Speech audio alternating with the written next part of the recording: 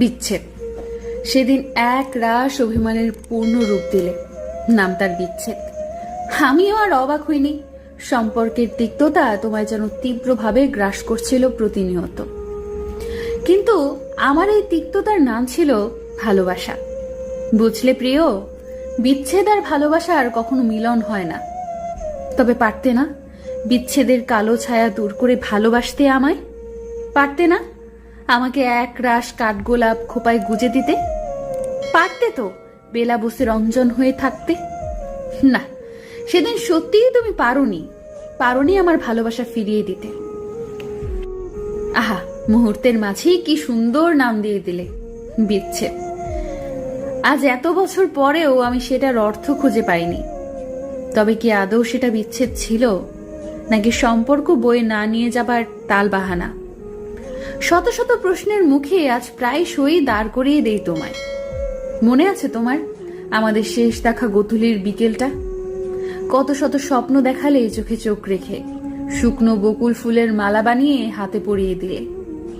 আমিও অপলকে চেয়ে আছি তোমার মায়াবী মুখটার দিকে, আর ভাবছিলাম এতটা ভালোবাসার দাবিদার কি সত্যিই আমি? ভাবতে ভাবতে দু চোখের পাতা গড়িয়ে এক ফোঁটা জল দেখতে পেয়ে তুমি যেন অস্থির হয়ে পড়লে। কিন্তু ভাগ্যের কি নির্মম পরিহাস, সেই একই চোখ থেকে কত শত অশ্রু গড়িয়ে যাচ্ছে। সেই কান্নার কথা প্রকৃতি আর উপরওয়ালা ছাড়া আর কেউ জানে না। এখনো কি আমার কান্নার কথা মনে পড়ে তোমার? বিচ্ছেদের আজ 4 বছর কাটছে। কত ভালোই না আছো প্রিয় মানুষটাকে নিয়ে। আজ তোমার পছন্দের বাসন্তী রঙের শাড়ি পরে সেই চিরচেনা পথে হাঁটছি। এখনো মনে হচ্ছে হাতের বাঁ পাশে তুমিই আছো, শক্ত করে হাত ধরে ভবিষ্যতের স্বপ্ন বুনছ। মুহূর্তের মাঝে মনে পড়ল আজ এত বছর পর স্বপ্ন বোনার অহেতুক প্রয়োজনীয়তা। অনেকটা সময় পার হয়ে গেছে, হারিয়ে গেছো তুমি অনেক আগেই।